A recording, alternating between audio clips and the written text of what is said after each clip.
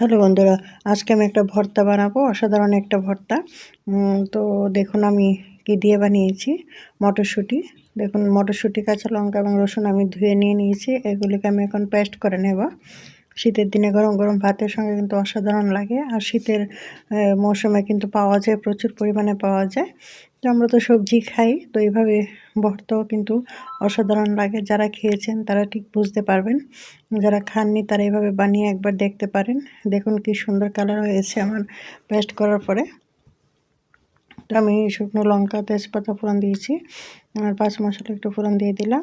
আর মশলা তো একই মশলা পড়ে, জিরে গুঁড়ো, আদা গুঁড়ো, বাস। আদা পেস্ট দিয়েছি আর একটু জিরে ধনিয়া গুঁড়ো দিয়েছি। তো দেওয়ার পরে মশলাটাকে একটু ভালো করে বেজে নেব। আদা দিয়েছি একটু, মশলা একটু ভালো করে ভাজা ভাজা হয়ে গেলে এখন আমি পেস্ট করেছি আগে থেকে, যে পেস্টটা সেটা ঢেলে দেব। মটরশুঁটি পেস্টটা একটু কম আছে, ভাজাটা একটু করতে হবে, নতুবা নিচে লেগে যাবে। দেখুন কি সুন্দর কালার। এখন একটু টানাতে হবে, ভালো করে একটু ভাজা ভাজা করতে হবে বাটাটা, তার জন্য আগুনের আঁচটা একটু কম করে রাখতে হবে। তারপর একটু টমেটো সস দিয়েছি আমি।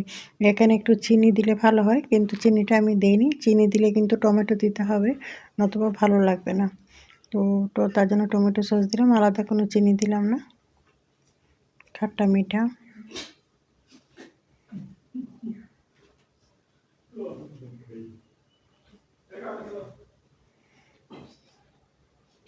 দারুণ লাগে কিন্তু। দেখুন আমার ভাজা ভাজা হয়ে গেছে, খুব টেস্ট হয়, খাট্টা মিঠা লাগে টমেটোর সসটা দিলে।